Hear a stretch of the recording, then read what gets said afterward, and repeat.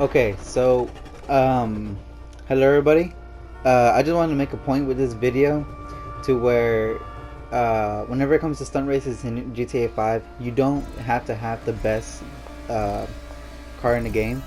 So, in this, like in the footage that you're watching right now, the top cars right now are the Devastate, which are the main ones in this race. There's about three of them that end up like in the top four or five, and then it's the Emirates and I'm blanking out on the other one, but it's based off of the Mercedes something one. Anyway, those are the top three cars right now, right? And obviously, if you have the better car, then you do have an advantage.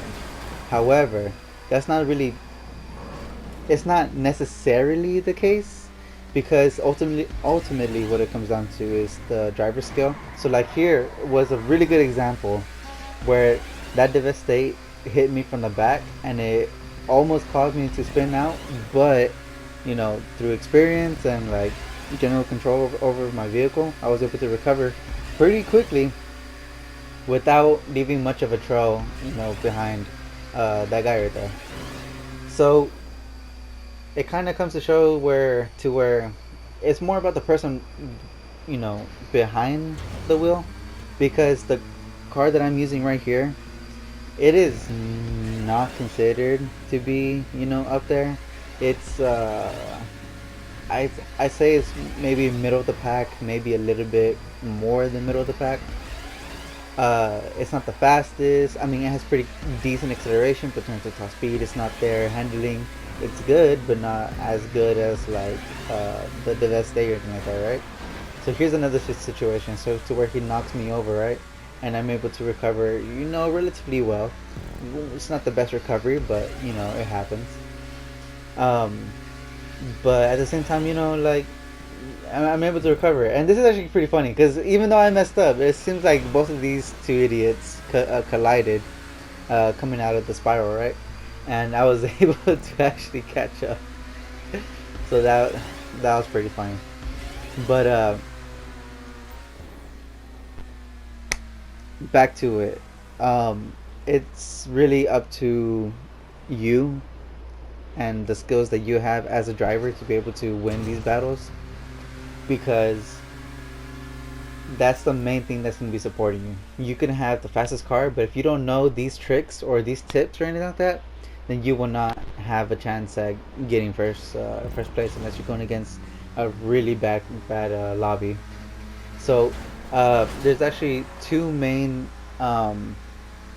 there's two main like kind of like tips or like concepts that I want you to be able to know whenever you want to start having a good winning streak whenever it comes to stunt racing and stuff like that. So again, you just saw me recover relatively well. um, Number one, and by far the most important, is that you really need to start learning how to incorporate racing lines into your races. And by racing lines, I mean like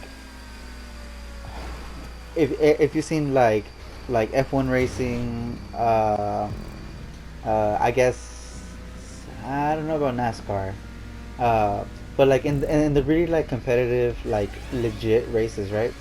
You always see them like kind of like following each other, and they're like going in a very distinct like path around the entire course, and that's not an accident. That is totally on purpose, and there's a huge reason for it, and it's that it conserves your energy going through turns. So the typical GTA player, like for here, for example, right? They will stick maybe in the middle of the road and then turn once the turn comes. That is not really the case. You want to that's not the actions you want to take whenever you're doing these kind of turns. So if you can kind of see in my gameplay, is that if if there's a turn, if there's a left turn coming up, I will stick to the right side of the road and then cut the corner. So I'll clip the corner, right? And then as I'm exiting the turn, I'll end up on the right side of the road again. And the reason for that is that it allows you to make the widest turn possible. Therefore, you don't have to turn as hard. Therefore, you don't have to lose that much speed. And that is the very main reason why I was able to beat out these three Devastates. And then number two, right? The second biggest tip that I can give you is that a clean race is often the fastest. You know, there are a few times where knocking someone out is very beneficial, and you know it may work, but they don't come without risk. And if you take that risk, you know, if you like, let's say you hit them from the back right wheel or whatever, right? So then they'll turn and then they'll end up in front of you, just because you know, well, that's just how it's gonna work. And if you're not prepared, then you can end up causing you can end up in a collision with that car that you just try to mess up. And you know, assuming on the circumstances, it could end up hurting you more than it would help you. uh, so there's a bit of patience whenever it comes to trying to take sorry, trying to overtake someone. I don't really have any more good like examples in this race anymore because I'm pretty much in, you know, first place the entire race from this point on. But you need to be careful whenever it comes to being near other players, especially whenever you're all bunched up, and especially if you're in public races, because they will be trying to mess you up. So just be careful with that. And as long as you make sure that you know you're safe and all that stuff, you should be good. Just let the other people mess with each other, let them fall, let them crash, and then you can take full advantage of that. So those are the two biggest tips that I can give you. Um, I The most complicated would be the racing lines, and I kind of want to put out a video explaining racing lines, but I mean we're just gonna have to see. But anyways, yeah, that's the race. I come in first place. Get a little cocky and I slowed down a little bit, but whatever. It's all in fun.